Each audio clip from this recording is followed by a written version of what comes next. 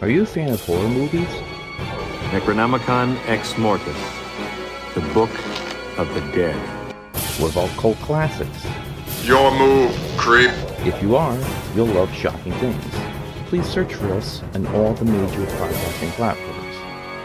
To see our social media and a direct link to our podcast, please go to anchor.fm/shockingthings.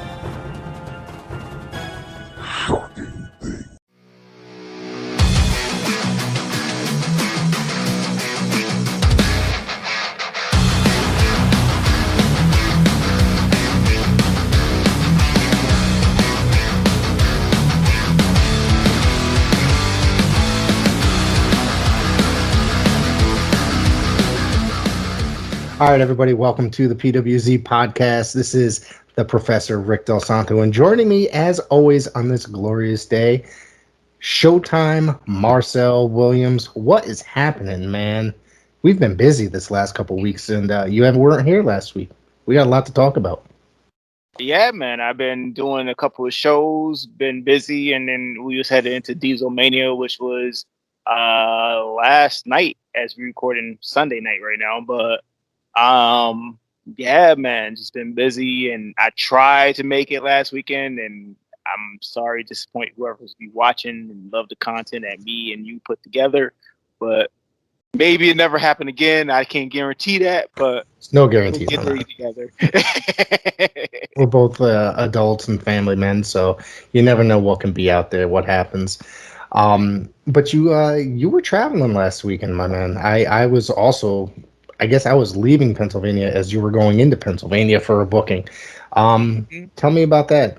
You went into Sanctuary, correct? Yeah, Sanctuary in Hazleton, Pennsylvania.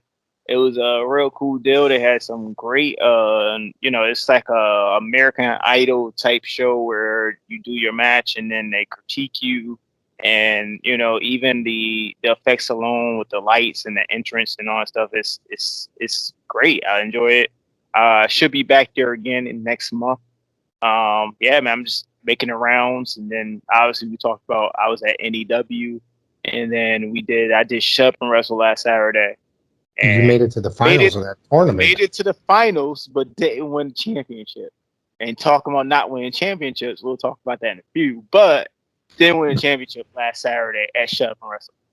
But you made it against Magnificent Marcos, excuse me, who is a tremendous wrestler. I watched that match courtesy of Kincaid Files on his I got YouTube my rematch channel. coming soon, though. All right. There you go. I got a second shot. This time I won't be wrestling 3 times. I'll be fresh as a daisy this time. There you go. You got to go after him. So, let's see. Also, I guess we can get into Dieselmania. You want to get into that? Why not? We get into it. Why not? We were both there last night. It was a tremendous evening. Let's see. Where should we start? I guess there was the first match I really, really dug. I thought that was a way to start off the show.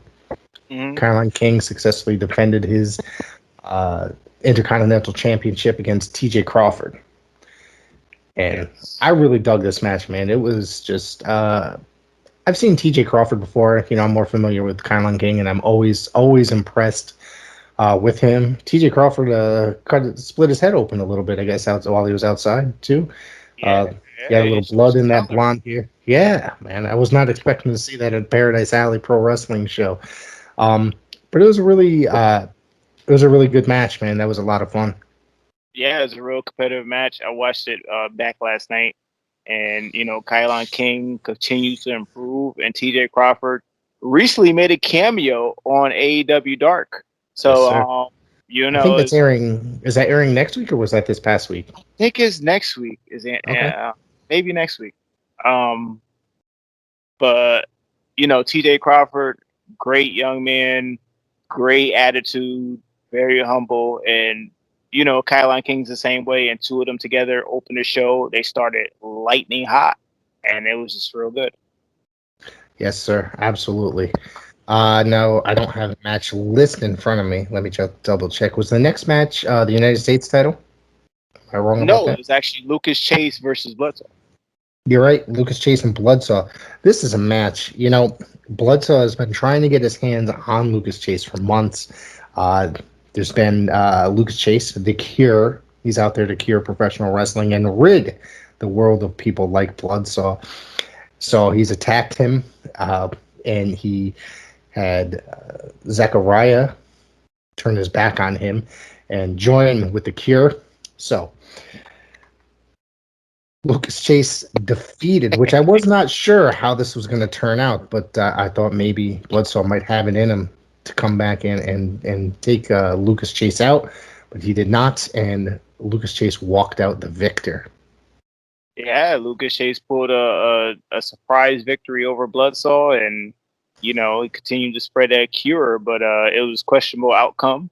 And hopefully, Bloodsaw gets his revenge in the future. But that was a great singles competition between the two since the rematch from the King of Paradise qualifier. Yep, I do have my match list in front of me now. The second match was the United States title match. This one I thought was really good. Ichiban won the United States Championship, which I was very happy about. But not only, I thought this was a really, really good match. It was really well played out. Mm-hmm. Not only that, Maxim Morozov assisted Ichiban, and there is no more Maxim Morozov. He turned on Zafar and helped Ichiban win the title. So yeah, man. It was. I was told later. It was a long time coming. I was told later in the evening that the Russian is dead. So. Yeah, as you told. Yes, that's what I heard too. I seen the hat in the trash. You know what I'm saying? Oh, So So basically, I mean, collusion looked like they wasn't okay, and it was a great moment for Ichiban. This has been a year of Ichiban. He won the King of Paradise obviously early on in the beginning of the summer. And then you got he won the United States Championship. So Ichiban is pulling a lot of weight in PAPW. And I enjoyed the matchup between him and Zafar. It was real good. He's very enjoyable in the ring. He's I like that he does that handspring elbow, a la Great Muda. He flies off the ropes like that dude he's awesome. He's really good. Mm-hmm. So let's see where we are next. It was the street fight. Flash Waller and Chris Battle. This one, and I have my video of it. It was about 20 minutes long. This was, I got to tell you, man, this match was pretty brutal. The thing is, it barely left the ring for a street fight. I thought they would go all over. I really did think that it was going to go all through the arena. Dustin Flash Waller. Of course, Chris Battle walks out with Battle Academy.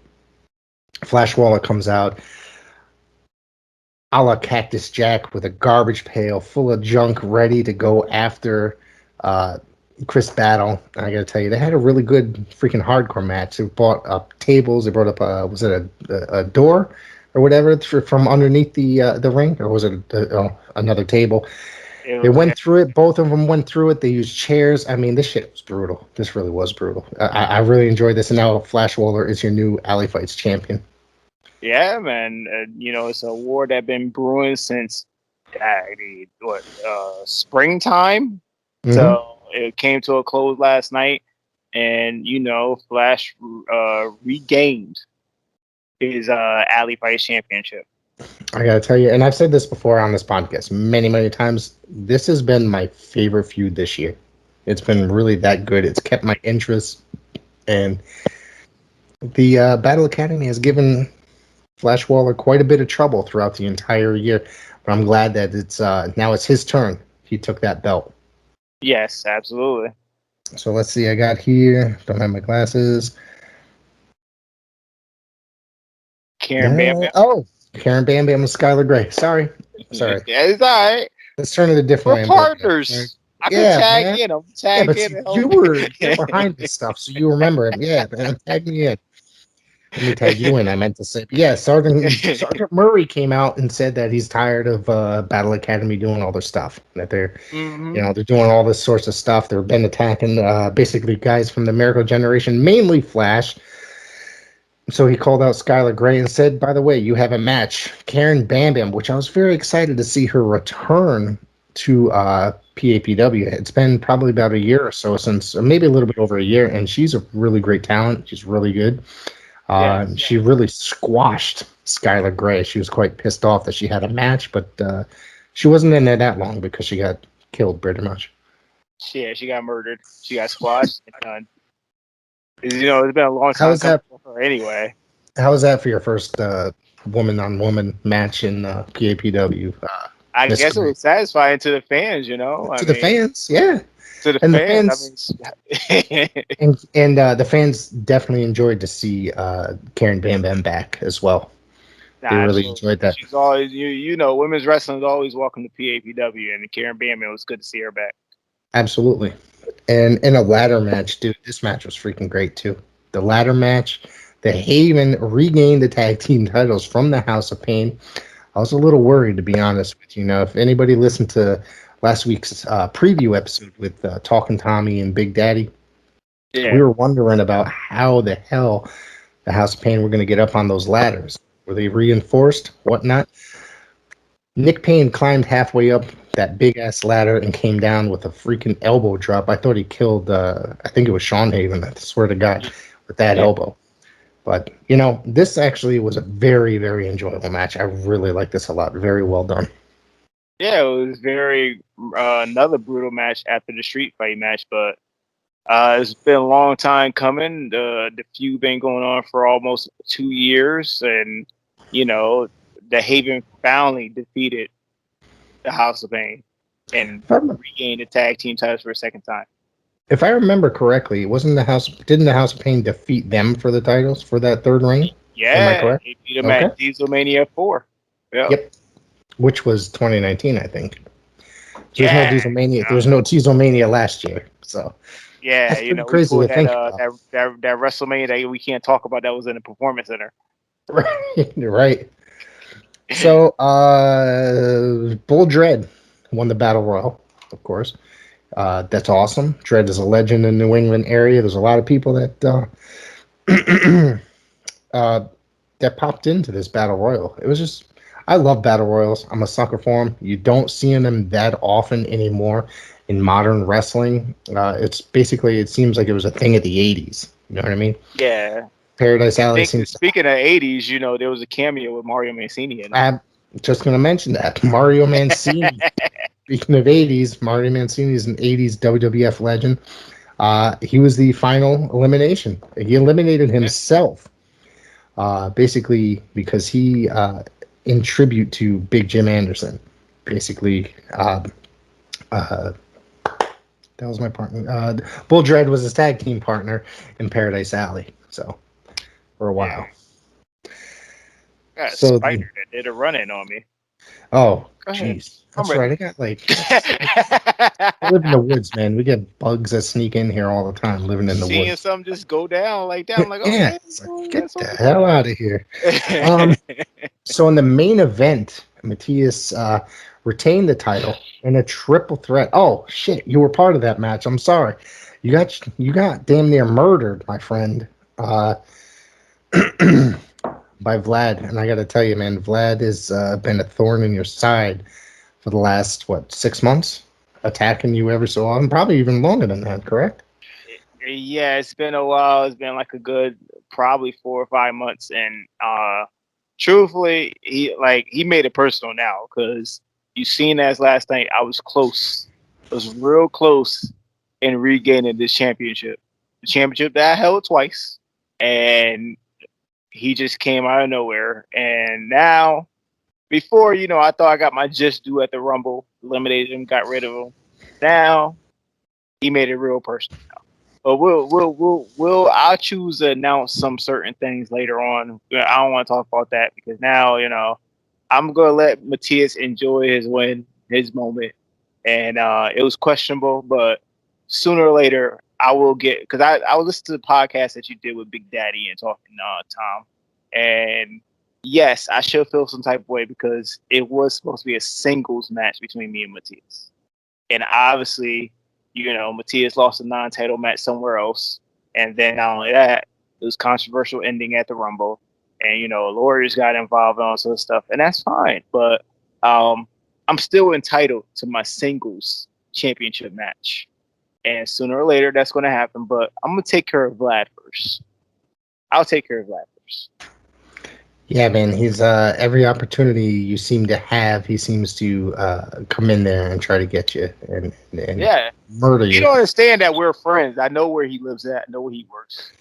I know what clubs he hangs in. I don't understand this, but Show up with a baseball bat, you know? That's all I could do. You know what I'm saying? So sooner or later, I stay on social media. You'll figure it out. Oh, shit. So I thought it was kind of, no offense to Matthias, but I thought it was kind of cheap. He took advantage, unless he just didn't see you get attacked. But as I look at the video, he didn't see it. So okay. I'm going to give him the question of the doubt, even though, you know, they had their history and they was friends. But as I looked at the video, he didn't see it. A lot of people were wondering. People I spoke to afterwards, was that supposed to be a heel turn on Matthias's part? I don't agree with that. I don't think that that's necessarily true, but it's possible he just did not see you get attacked. Yeah. It happens. It happens. But, you know. Overall, it was a pretty good show. I need my shot. But, yeah, it was overall a good absolutely. show. I enjoyed it. It was a lot of fun to be at. There's going to be, I have some footage I'm going to be uploading to our YouTube channel throughout the week, with time permitting. So keep a lookout, everybody, for that. So we missed a week of talking about stuff. Now, I guess we have a sort of new WWE champion in Big E. I thought that this thing played out really well. And I think I texted you earlier, and now obviously I don't have full notes, and I don't remember what happened, but throughout the whole episode, remember how me and you always talk about the bullet points. The most important part of the episode was Big E winning the title. Yes. He laid it out there on Twitter earlier in the day that he was going to be cashing in no matter who was the champion at the end of the evening, or after that match between Bobby Lashley and was it Randy Orton? Is that correct? Yeah. See, I'm not really, I don't forget everything. So I do forget a lot, but not everything. Bullet points. Yes. So, within that 3 hours, they kept teasing that kept building it up. Little did you know, well, he actually cashed in and won the title. Now, sometimes if people say they're going to, just does not end up working out that way sometimes. But and then when he got in there with Bobby Lashley, there was a chance for a little while that he might not. Then he pulled it off, and I got to tell you that I'm pretty excited for him. I really am really excited for him, because right now, if is there anybody more deserving than Big E Langston to be WWE champion? It's a long time coming. To be honest with you, that guy is a damn good wrestler. He's got the size, he's got the character. He's just somebody that should have been champion a couple years back, and now he's finally there. And I hope it's nothing like, there's a lot of rumors going around that he's just going to be a transitional champion and he's going to lose it when they go to Saudi Arabia. And I really hope that's not the case, But I hope he keeps it. Yeah, I mean, it was a great moment for Big E. Like you said, it was long overdue. And, Kofi had it a few years ago. And now it was a Big E moment. And, like he said, it's for Brody. That was his close friend, late Brody E. And it was a great moment because, there's only a few African-American Black WWE champions. And he's one of them. And he made history. Yes, so absolutely. I congratulate him, and I hopefully he not no transition champion. Hopefully he just have a long run to WrestleMania or whatever and keep it going. And I watched Extreme Rules. We just watched Extreme Rules, and obviously they're gonna set up for Monday Night Raw. It's gonna be Bobby Lashley versus Big E. WWE Championship.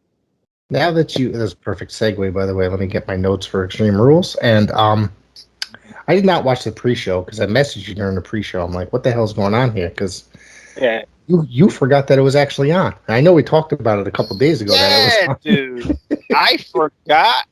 I'm sitting there. You messaged me. I'm like, hold up. I was like, holy shit. I was like, wait, there's Extreme Rules tonight. And yeah, dude, it's been a long weekend, and like they advertised Extreme Rules, but they really didn't advertise they did do WrestleMania or SummerSlam. So it's like, okay, well, when you told me, I was like, oh yeah, it is tonight. But there are a lot of big things that happen on Extreme Rules too that we could talk about. But before we get there, because I know this is your show. Before we get there, let's talk about the Arthur Ashe Stadium. Yes, AEW yes. Let's forget Dynamite. I want to talk about Dynamite, not necessarily because I was there. I know, and I'm pretty like. Let me tell you something. I have not recorded an episode since I think Monday, so I did not get the opportunity to say this on the podcast. I probably should have been there myself. I'm scrolling through my Facebook feed that evening. I probably knew 30 or 40 people that went there. Now, mind you, I could have fucking just bought a ticket and went with whoever. And I was kind of upset about that. I don't know what made me not think to freaking buy a ticket and just go. Well, I'll tell you what. The promise now is when they come, because now I heard it's going to be a yearly thing now. So next year, okay, me and you go. There we go. And now I was just saying, and I tell you, man, I don't know why. Like, I was pretty upset about that at the end of the night. I was like, fuck, I really should have gone, but I didn't. So, but I do have to say, I watched it on TV probably a little bit later than everybody. But when I got home, I really turned it on. And as soon as that Bryan Danielson's music hit, I'm like, all right, this is really cool. The two of these guys, Bryan Danielson and Kenny Omega, the crowd was fucking electric for that entire half an hour.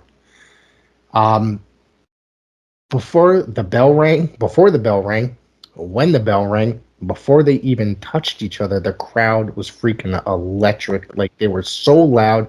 And as soon as they locked up, the crowd popped. Probably one of the biggest pops I've ever heard for anything in my life, just for a lockup. And I was just like, holy shit. I watched that whole entire match with just a giant shit-eating grin on my face because I was just so excited to watch these two wrestle each other, knowing that it was going to be an amazing match. Mm-hmm. So what was that like as a person being there? Being there, I said it before to a lot of people. I've never been to WrestleMania 3 at the Silverdome. I've never been to Hogan and The Rock at the Sky Dome. I've never been to Omega and Okada at the Tokyo Dome. All I gotta say is it was electric in there. And when they started off the show with that at 8 p.m. on the dot, and I was like, hold up. Okay, now we're starting off hot. We're starting off hot. These, Tony Khan ain't fucking around. He's like, okay, we're going to just start this Dynamite because you can't do, like, you gotta understand, and that just goes with a few weeks ago when we seen the CM Punk when he came back at Rampage. Mm-hmm. Yep. Like, you got to start it off hot. People have waited to see certain things. So instead you waiting a whole 2 hours or 3 hours, just start off with it. Yeah. And then build something up at the end, which we'll talk about in a minute with the women's action. But I could tell you, like, I had to look at my son and my wife, and I was like, you ever hear about, like, those wrestling moments that you see, those little clips? And they was like, yeah, I said, this is one of them. Like, I've never been to the Nitro at the Georgia Dome when Goldberg beat Hogan. Like, this is the big deal where this is a historic non-WWE event at an Arthur Ashe Stadium, that a place that wrestling never been at ever. It's a tennis stadium. That's it. It's a tennis stadium. Yep. And don't get me wrong, I drove by this stadium a lot of times going down there, and I always said why they don't have wrestling there. It's a nice stadium. You know what I'm saying? Obviously the tennis stadium, but you have all these WrestleManias at baseball stadiums, football stadiums, whatever stadium is possible. But this stadium right here is special because it's an Arthur Ashe Stadium. It got a lot of history of the U.S. Open, and it's just a historic area. And for them to have that there and pack it out the way they did and have the match that they did, it was a whole 30 minutes. You wouldn't even tell that was 30 minutes. And you're just invested from beginning to end. The match ended the way it's supposed to end it, so they can have the rematch, and I enjoy it. I can't wait for the rematch. I've watched that match 4 times already. And I'll Me probably too. watch it. I'll probably watch it again this coming week because it was that fucking good. Literally. But you know what though? You know what irks my nerves sometimes is, and I know we talk about a lot of stuff like what we probably segue into that in a minute. The Young Bucks, but Kenny Omega get a lot of flack from Jim Cornette and all these other people, and I'm just gonna say like Kenny Omega can work. The dude can work. I like. I'm a huge Cornette fan. I really am. Yeah. I could see why he doesn't like certain things that Kenny Omega has done over the years. Yes. Because like did you ever see that movie that he made? It's like a short film where they're just bitch slapping each other. Okay. Yes. Okay. So that's something worthy of being made fun of for, I personally.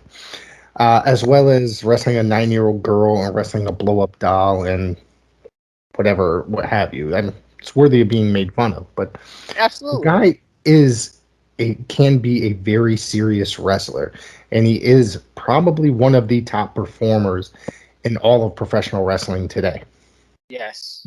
That's the first time I've ever said anything like that about Kenny Omega, just for the record. And you know what, too? Him with the addition of Don Callis is great. Don Callis is great as well. So I think that Don Callis is a great manager. You know, I liked him when he was in WWF as the Jackal. I liked when he was Cyrus in ECW. And sometimes, you know, it had been probably close to 20 years probably since he'd been in a managerial role. You forget how good somebody can be. You really do. And it was once he started coming in. Now, mind you, when he had that executive position in Impact, and he was doing that and commentating.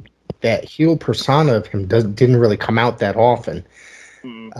But him coming in as Kenny Omega's manager, you can mind you, Don Callis is gold. That's all I'm going to say. He's probably one of the best managers that's been around in the last 20, almost 30 years. Promise. There's not a lot of managers anymore. And then all that, don't let him jump on commentary with Tony Schiavone and Jim Ross. Is even gold. That's gold right there. Yeah. I want to read a comment that a message that somebody sent me the night after. I'm not going to list the person, but this is about now, mind you.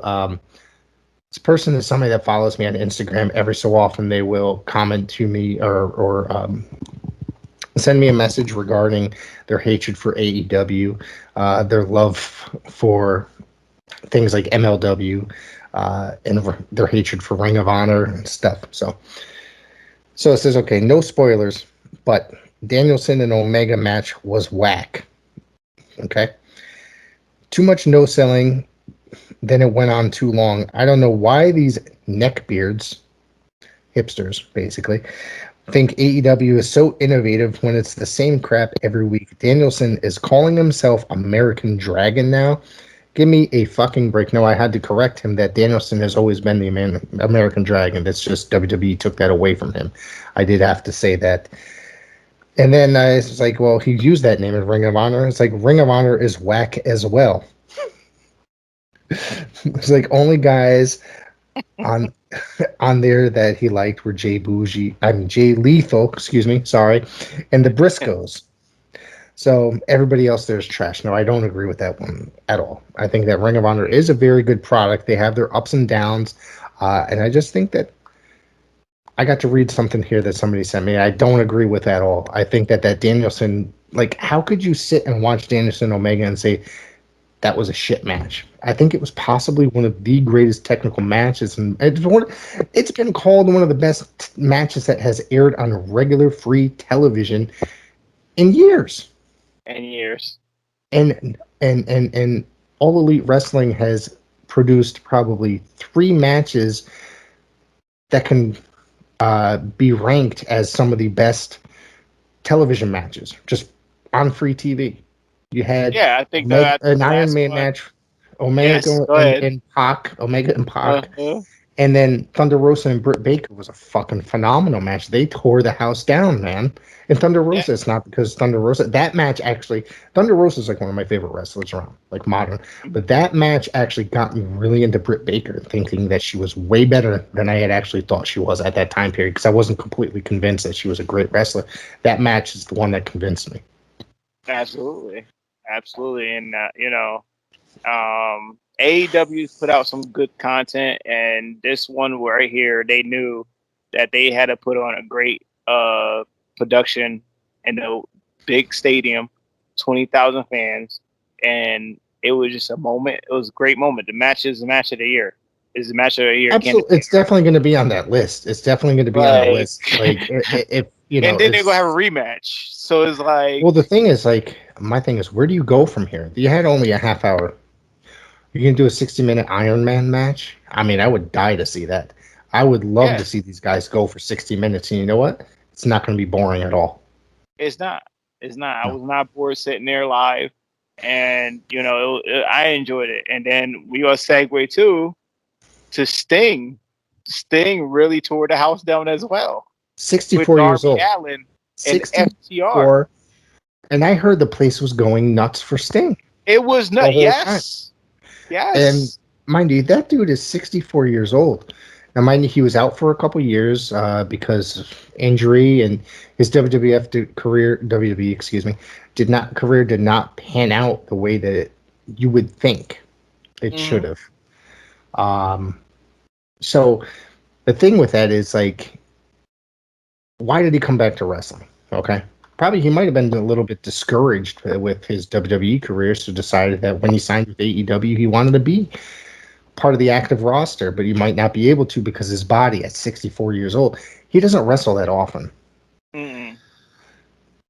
But the crowd was popping for Sting the most, which was freaking amazing. The one freaking dude. The crowds always loved Darby Allin. FTR is probably the best tag team in wrestling today. At least not. They're just a huge, really good throwback.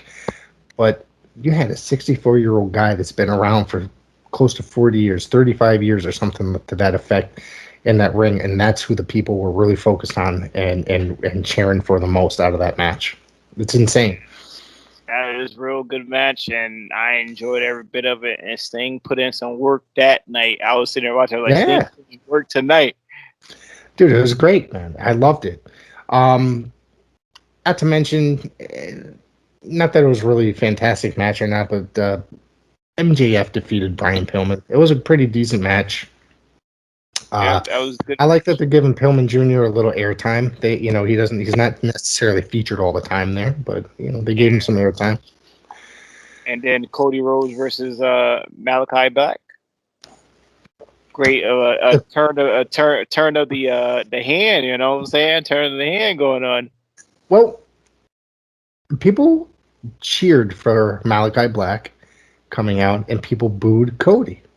Yes. Which I think was, and it's supposed to be vice versa. Well, technically, Cody's supposed to be the babyface, and Malachi's supposed to be the heel. But if you notice, didn't Cody come out of the middle? He's not coming out of either the heel or the babyface side of that thing. He came out the middle. Yeah. So that's I thought that was very interesting. And even though Malachi Black won in heelish fashion, spraying the mist at Cody, it was. I thought this was a pretty good match. I'm not the world's biggest Cody fan. I didn't. This match really. And that's why people don't like him, because there's some people out there that's not Cody fans. Yeah. He got that John Cena love. Well, I'm not like. I don't hate the guy. I think he thinks a little too much of himself. I think, because he's the son of a freaking legend. But I've never really been fully convinced. I do like him, but not that much. You know what I mean? I don't be like, oh man, I got to get that new Cody shirt or something to that effect. So that's pretty much that story. That was a pretty decent match, though, overall. And I also know that there was the women's match. Was there anything else that we should discuss before that? No, it was a women's match. So it's just a women's match. Promo after the Omega CM match. Punk promo. Yep. Yeah, but who the crowd just popped. The crowd just popped for him doing a promo. I mean, Yeah. that guy is so over. Even the guy who hasn't wrestled in 7 years or whatever. But it's a And great segue because if you would put a match on after that, it would have been wrapped. yeah, After the Omega match, you put on anything after that, it would have been a wrap. right, So it was right. great to put the promo on. So they ended up doing the women's main event was Ruby Soho challenging Britt Baker. I thought this was a really good match. I didn't think there was really any way that Ruby Soho was going to take home the title. Oh, absolutely. You know, I just thought it's not time to take the belt off Britt Baker. She's really good as champion. Do I think that Ruby Soho is going to get a chance with that title down the road? Absolutely, 100%. I think her leaving WWE, that's totally a loss for WWE. And she's showing only in her 2 or 3 appearances in AEW right now that she's worthy talent. You know, she's really, really good. And I thought that she put on a really great match with Britt Baker. And not only that, since we missed last week, we didn't do last Sunday, the promo that her and Britt Baker did on AEW Rampage, that was great to set up. And, you know, that just proved that she know how to do promo work. She know how to do all that WWE didn't let her do. But segue into the match was real good. And it really gave some great rub towards Britt Baker and her character going forward. Right. So what else do we have to talk about? I mean, I know there's Extreme Rules. I don't have anything else set up for that outside of I don't. I forgot about. Is there anything else? You had Raw last week with the Bloodline versus New Day. Yeah, I did watch that match. I didn't go past that match. That was actually a pretty decent match. It wasn't. It was a good match. Yes. Yeah, that was what I watched out of that show. Tuesday, I watched NWA, but it was. Let's talk about. I forgot NXT 2.0. What you thought about it? I did watch that. Oh, okay. I watched both episodes. All right, so the first episode was the relaunch, which was 2 weeks ago. We weren't able to come in and actually talk about it afterwards because that was one of the big topics I wanted to discuss Sunday was the new NXT 2.0. First off, the 2.0 name is dumb as hell. Whatever. Just like the new Daniel Bryan, they kept on saying it. They got the Skittles looking logo. I don't know, man. I like the setup. I'm going to say I do like the setup.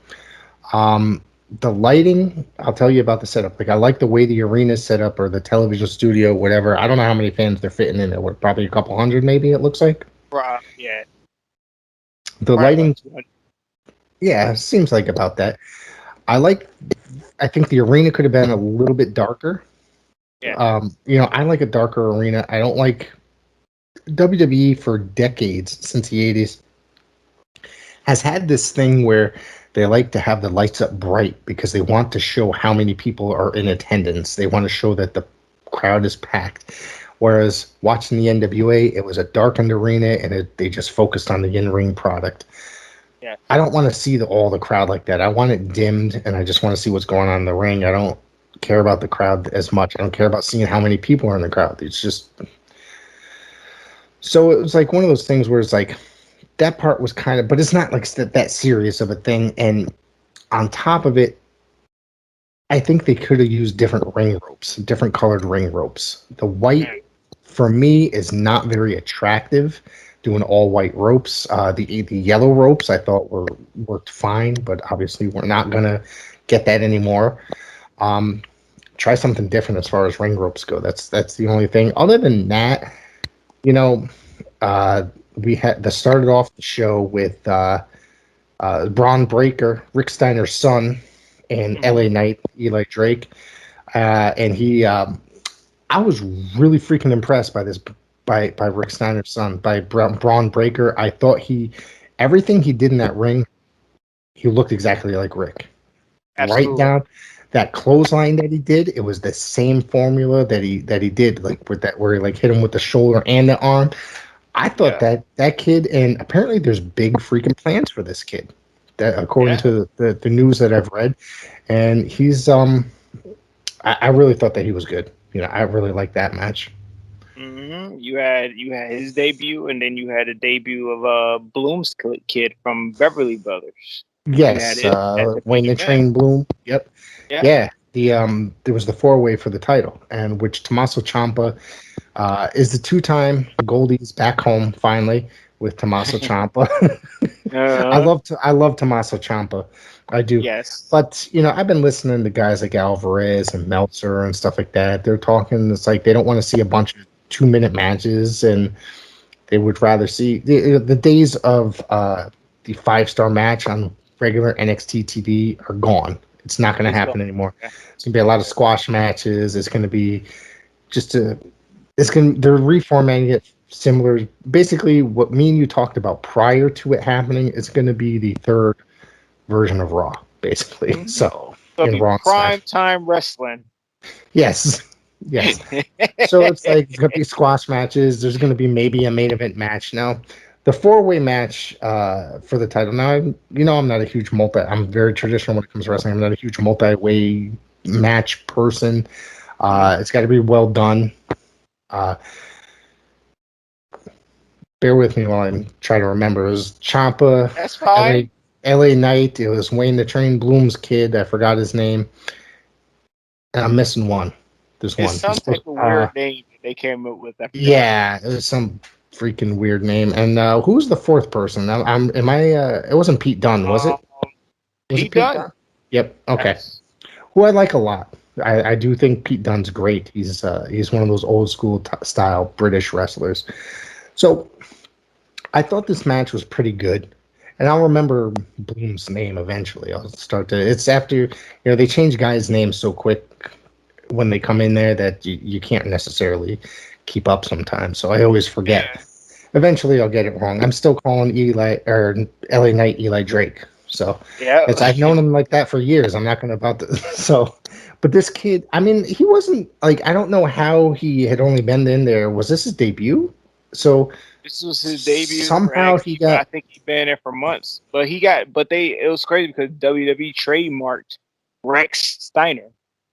Yeah, so, they did do that. Yep, and that's trademarked that, but they didn't use that. But I don't know if they're going to change it because a lot of people are annoyed with the Braun Breaker name. Yeah, you already had Braun Strowman. Yeah. So what's going on? Yeah, I'm not necessarily offended by the Braun Breaker name like a lot of people are. It's just it's kind of a goofy name, sure, but I don't get too offended. It's like Jimmy Wang Yang, that'd be a name to get offended over, but also like a change in that guy's name. But Braun Breakers, there can be a hell of a lot worse. But this whole match with the 4-way match, I thought was done pretty decent. I don't know how Wayne Bloom's kid, whatever the fuck his name is, I should probably look it up instead of just continuing to call him Wayne Bloom's kid. But I don't know how he got in there if it's his fucking debut. You know what I mean? How he ended up getting in there. But how he ended up getting in there was, I'll tell you how he ended up getting there. I forgot who got jumped. That's supposed to originally be in. Oh, Kyle O'Reilly. Right. Kyle O'Reilly got jumped. Yep. So he came in there and saved him. And William Regal said, well, guess what? You were in the match. So that's how that got set up. That's how that got set up. But they was like, it doesn't make any sense from like a business standpoint to nobody knows who the fuck this guy is that you're throwing in there outside of him saving. Exactly. So it didn't really, it's like somebody showing up and claiming they won a title match. It's ridiculous, Overall, I wasn't necessarily, I always liked Wayne Bloom. So I do see the potential in his kid. I followed his father back in the old AWA and the Beverly Brothers and all that stuff. And WCW. I think that I think this kid was an underrated team as well. Absolutely. They weren't even there that long though either. If you actually look at their tenure, and do you remember their manager, their coach, who was the Golden Greek John Tolos. So he was also like a very goofy guy on top of it. He was really good, a legend in professional wrestling. Mm-hmm. I thought the match overall was pretty good, and then the following week, they had Ciampa and Breaker team up and in a match, and after the end. They ended up they're definitely building towards Braun Breaker and Tommaso Ciampa probably for their next pay-per-view. And I I'm don't guessing even that think they're gonna do a pay per view, dude. I really don't no, think so. I think they just gonna keep this the way it is. I think they gonna kill the takeover. Bro. I'd be surprised as hell if they do a takeover. I didn't even think they're gonna do something like any They super probably like do big a show. TV special. They probably do a TV special. Okay. I mean, I wasn't necessarily against. I mean, I know there's not supposed to be any takeovers, but um, I'm wondering if they're going to do any kind of like actual like bigger shows like that. So that's the thing, you know, It where doesn't that's look not like just it. Look squash. like it look like they trying to revamp everything that Triple H did a little So what bit. the I hell's hate the even it. what the hell's the point in even watching if you think about it? Dude. Like, I'm to the point where I've been watching like a lot of new stuff. Like it's to the point that I think USA. Do you remember USA gave them a TV deal? They gave them a TV deal for NXT, that the hot NXT. They didn't yeah, give them a TV deal to NXT 2.0. so So it's going to end up basically, back on the network, like 205 Live or whatever. yeah, man. So it's just like, I mean, hopefully, if they do a takeover, hopefully, to me now, I'm sure you could agree. This is like first time NXT first started.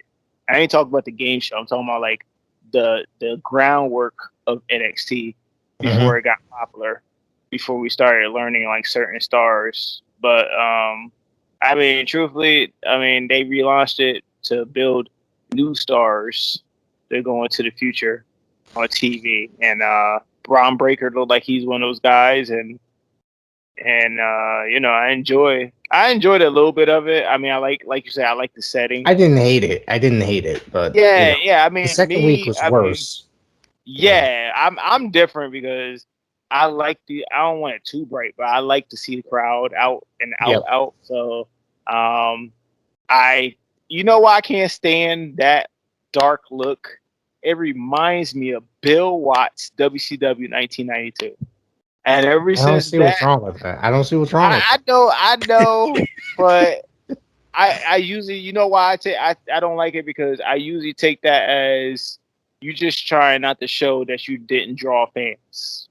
And I remember WCW in their dying days, they used to do that, like darken the whole arena, going from Nitro where they had the Georgia Dome or whatever, you know, all state arena or whatever. it. Hmm. They're Hmm. packed, and then all of a sudden it's all darkness. So that's Yeah. why I kind of take that personally, where I don't like it dark like that. I'd rather see the fans. I'd rather see that you drew. But you know, that's But your the cup other of thing tea. with that is Respected. like Bill Watts was very old school, and not for nothing. In 1992, when Bill Watts was there, it was probably one of the worst periods that they ever had. Even though, if you look back at the tapes, it's a very underrated period. It really is. Yeah, there was a There's a lot. few. There was a lot It's of good matches. the thing with WCW was it was all the bullshit and stupidity and dumb characters and that outshined all the really good stuff. There's definitely more good stuff than there was bullshit, but it's the bullshit that's brighter and people remember. You know what I mean? If you get what I'm saying. And No, it's unfortunate for WCW because the only thing is that they were trying to do was keep up with WWF and their modern technology and their modern way of building characters. And they just so happened to not be as good at it as WWF or had just the creative mind that WWF had. You know, exactly. WCW gave us Oz, WWF gave us Diesel. So, Yeah, so it's like the stupid stuff like that. They made things that they just went a little bit too far with the characters. And the 90s was just a very character driven professional wrestling era. absolutely, So that's absolutely. the You know, unfortunate. Yeah. But that's why, and like Bill Watts tried, but he also tried to build. He did a lot of good for it. I mean, he brought Steve Williams and Terry Gordy in as a tag team that were, they were wrestling in Japan. They were wrestling the Steiners. I mean, you can't really even go the fun wrong, fact.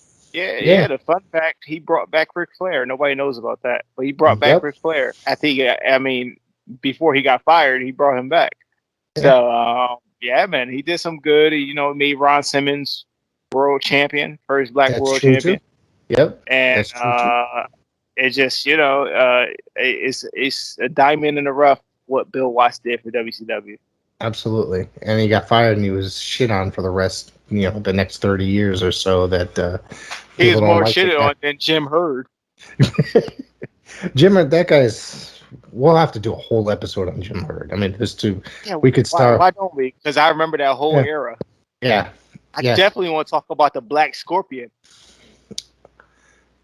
I'm going to tell you that a lot of people shit on that, but I like that I like I'm that gonna view. tell you. So don't tell me you like it. You like I do. it? I do. Okay. Let me tell you why that feud worked. Let me tell you why it could have worked.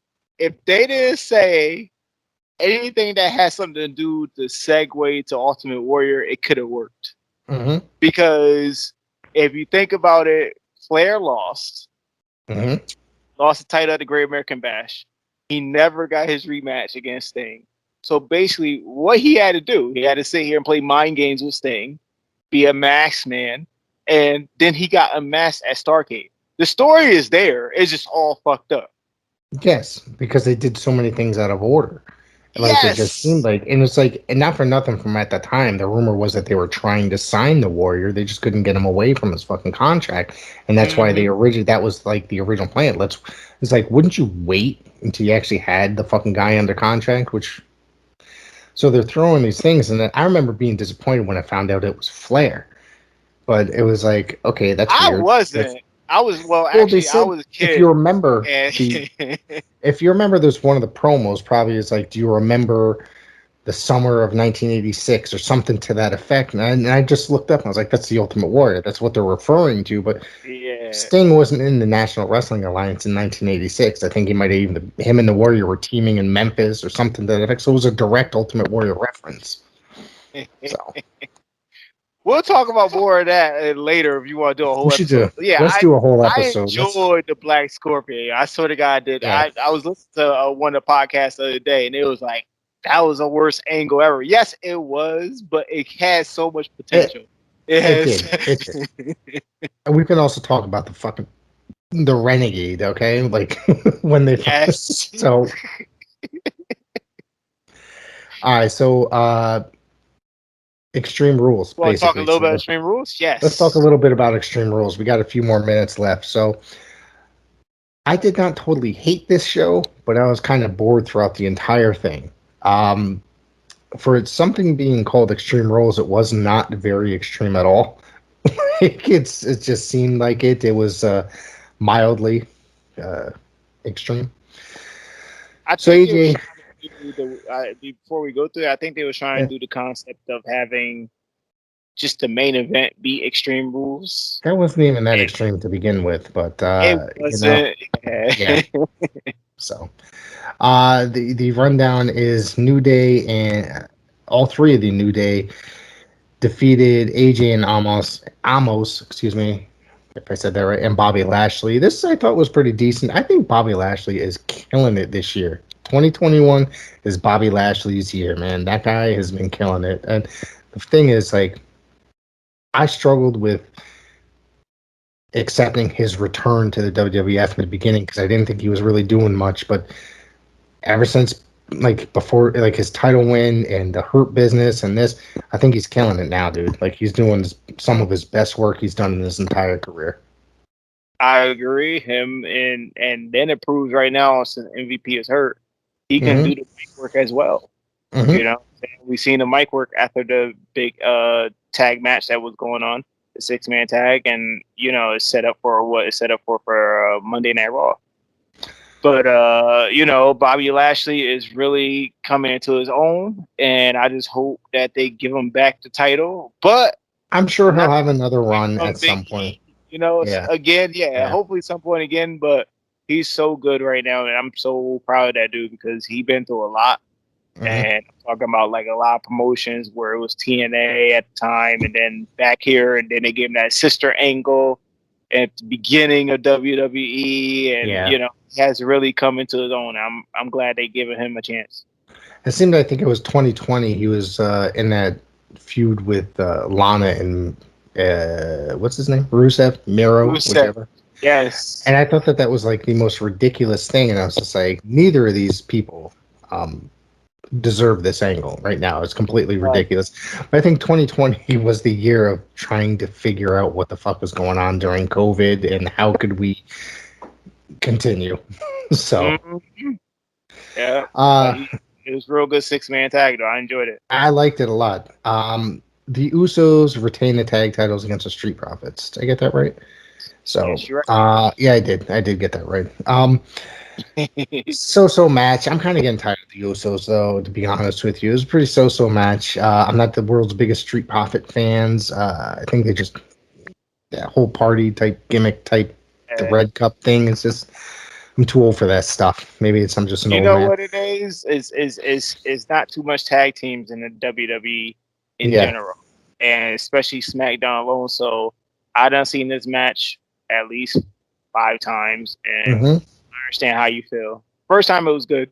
Now it's like, I don't know. Yeah. Okay. Yeah. You lose interest after a while. I know one match I will not lose interest in is Danielson and Omega, though. I mean, Yeah. That's a whole nother story. Some but fans may hate that right now. They may hate that. They may send us a angry tweet. Oh, sheesh. I can't believe I got that kind of feedback. Charlotte successfully defended the Raw Women's title against Alexa Bliss. At the end of the match, she took Lily and shredded her. Is that Lily? That's the name, right? And then shredded it to pieces. And this was actually a good match. I think that these two performers are some of the top performers, not just women, but 2 of the top performers in professional wrestling today. I think Alexa Bliss just keeps getting better and better, really. Yes. And Flair is already a legend. You know what I mean? I hate to say it, a living legend, so to speak. She's just getting to that legend status. She's only been around a few years, so. Yeah. I think it was a great match. I enjoyed this match, except for the minus the ending, which is always the WWE way. But the match itself was real good. Yeah. There's always going to be some sort of fuck up in a match or some sort of bullshit in a WWE match. It's just, and we're going to get into that when we discuss the main event. Trust me, I've got some opinions on the main event. Me and you. Yes, I'm ready. Not only that, Damian Priest retained the United States Championship against Jeff Hardy and Sheamus. This just seemed like this match was just there. It was like a space filler because they needed a match. It was a triple threat, though. Yeah. And Bianca Belair by disqualification. I'm guessing that's what they rule. I don't think they actually made an announcement, but beat Becky Lynch by DQ. When Sasha Banks returned and attacked her, and they went to go shake hands at the end, and Sasha Banks attacked Becky Lynch. She's back, and she's basically going to go after the title. She doesn't give a shit. I was just thinking about her earlier. I was like, "Tag, where is she at?" And then all of a sudden, I'm looking, and she just pops in the picture and tagged Bianca. So, yeah, I guess they bring her back, and we go set up for some triple threat action. I'm guessing the next event, the next pay-per-view, which would be the Survivor Series. No, what's in October? Survivor Series. Well, Crown Jewel. Oh, Saudi Arabia. Yeah, that's the but they usually do 2 pay-per-views with Crown Jewel's usually like a bonus one. I don't remember what the hell it is. Hell in a Cell. They already did that. I'm tired of that. Yeah, we'll figure out what it is and then we'll mention it on the next episode. So the main event was the Demon Finn Balor challenging Roman Reigns for the Universal title. This is supposed to be a Extreme Rules match, which basically anything goes, but pinfall or submission needs to happen in the ring. Yeah. I don't give a shit about what happens, but I think Roman Reigns' championship reign is tarnished because the Usos have to get involved in every major match that he's involved in, and it doesn't. Do you think that happened to guys like Bruno Sammartino or Pedro Morales, like where somebody had to assist them to win every single match when he was about to lose? It's just annoying to see every single match these guys have to come in and assist him and make sure that he wins. I don't think that every heel champion even had to have somebody come in like that, like something similar or cheat every time either. It seems like Roman Reigns it's like the modern era. It seems like every heel needs some sort of assistant in every single match, and it doesn't look good to me. Yeah, I mean, am I taking it too seriously? You kind of are because I mean, I'm just. Flair. You had Flair, the Four Horsemen. They always got interfered. I'll give you that one. I'll give you that You one. had Triple H at Evolution. They always interfered. Like it's been going on for years, dude. I understand how you feel. You're very passionate. I respect it. But Roman Reigns need that help. He needs that. He need that help. But if you're gonna build him up as to be the guy that he's supposed to be, I just don't think that you need that kind of stuff. You know what I mean? It's just personal opinion. Personal opinion. Everybody entitled to their opinion. I respect it. It was funny. You really vented just then. So I know, but it's like, I've been watching wrestling close to 35, 40 years. You know what I mean? Yeah. So it's like not every like Hogan. Like Hogan. Hogan always had the NWO do the run-ins every Monday. Yeah. Like it's just like ever since like the 90s, it's just like a regular thing. And it's just kind of you need to have some sort of legitimacy to it in a small way. You know what I mean? That it doesn't have to happen in every single match, because it's just with that happening in every single match, it just I don't know, man. It's like it's too predictable. That's one thing. You know what I mean? I hate things that are too predictable. You know what I mean? Because you just know there you go, double super kicks coming out of nowhere. These guys are coming in. I don't know. Exactly. Nah. I enjoyed the match. It was okay. Like I said, I mean, it wasn't an Extreme Rules match at all. It was Demon versus Roman. There was a table. That's it. Like I just think that there was a table spot and a spear into the guardrail. That was it. One of the things that was taped in the kendo sticks. Yeah. One of the things I listened to and I heard, I think it was Michael Cole. He mentioned that the Demon has never lost in WWE as the Demon. Finn Balor has never lost. And then all of a sudden he's laid out, and then the Demon's heart beats, which I thought was like, okay.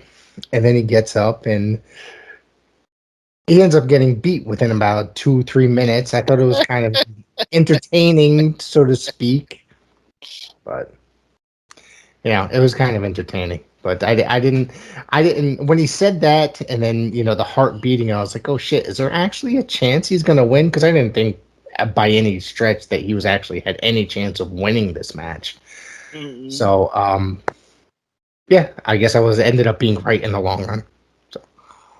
All right, so I'm just gonna tell you, because I had to look to the side and put my hat down and laugh, because that ending was so stupid. I swear to God, that ending was so stupid. Has that happened before? Hold up. Okay. A rope break has happened in a lot of matches throughout the years. Yep. Don't get me wrong, it has happened throughout the years. Yep. Now, what threw me off was when I watched it, okay, I respected the heartbeat thing and him getting extreme and all. I respected all that. I enjoyed it. I was sitting there like, okay, this is different. But when he jumps on the top rope and the shit clicks, I'm like, okay, that happens in wrestling. But the thing is, what threw me off is when it broke and the music just stops. I'm like, hold up, no. It should have kept the music stop going with the red light, because if the rope break, why would you turn off all that? Why would you? Because that should just happen. And it took away from the Well, the other thing is, when I was watching it, I was questioning whether that was a legit rope break or it was planned, but then it took about 2 seconds to figure out that it was actually planned, because I was like, hold up, because I wasn't fully paying attention. You know what I mean? I was kind of like looked away, and I looked up, and then I saw the rope snap, and I'm like, hold up, shit, right here on TV. I was like, that doesn't happen that often. Like I've seen it happen, but it doesn't happen too often. But and then all of a sudden, he was struggling. I was like, I wonder if he's legit hurt and holding his leg. But like you said, though, the music. So I didn't even think of that part. But then, when I saw him stand up, he gets speared. I'm like, God, that shit was all part of the show. Yeah, that's it. Dude. So it was like, it took 2 seconds. Okay. No, it's okay to end it the way they did. But the thing is, it's like, you don't just cut the music off and shit and just like, the rope break. Okay, well, the rope break. You still will keep that going, because like, there was nobody, and nobody seemed to like really check on him hardcore to make, you know what I mean? So that's another reason why it's like, you knew it was planned, you know what I mean? So I don't know. Wonder how they ended up getting that shit to break right on the. Right on cue. That's the other thing. They must have planned It that can pretty well. happen. Oh yeah, I met the guy that sat there and set up the ring where it does the Brock Lesnar thing and all that stuff. He know how to do all that. oh yeah. I'm sure He know- they got a lot of technical guys that do that stuff there for them. So, is there anything else that you want to discuss before we get out of here? Nah, man. We covered the last 2 weeks. We covered Yes, it's Dieselmania an 5. action-packed episode. This was a stacked episode, and I enjoyed every bit of it. And like I said, I am back for probably a limited time. Probably, I don't know what's going on, but we are going to keep it going every Sunday. Every and Sunday, keep we got a doing our lot of news to talk about. thing. Every single week, we got stuff to talk about. The world of Yeah, professional wrestling never ends. There's always news every week now. Yeah, Yep. every week. Before it wasn't. Now it's news every week. Yeah. Well, there's like fucking 6 top promotions in the United States. Not to mention all the great indie stuff that we got. So there's a lot of stuff going on in the world. So make sure you follow Marcel on the social media. It's At Showtime Marcel. I know Rick was trying to give it to y'all, but I'm gonna give it to y'all for him. At Showtime Marcel. Check me out on Twitter, Instagram, Facebook, Marcel Williams. Shoot me a message if y'all want to chat. And Rick Del Santos gonna give you the rest of the rundown. Check us out on Instagram and Twitter, PWZ Podcast. You can check me out on Twitter at the Rick Del Santo. Jeez, I almost forgot. I almost gave the same one out twice. And we are on TikTok now at PWZ Pod, where we are doing some really cool clips. I'm taking classic clips. I'm taking clips of the podcast. I'm taking some current interesting clips. Come by, say hello, and give us a follow. All right, everybody. Enjoy. Be well, be safe. Good night.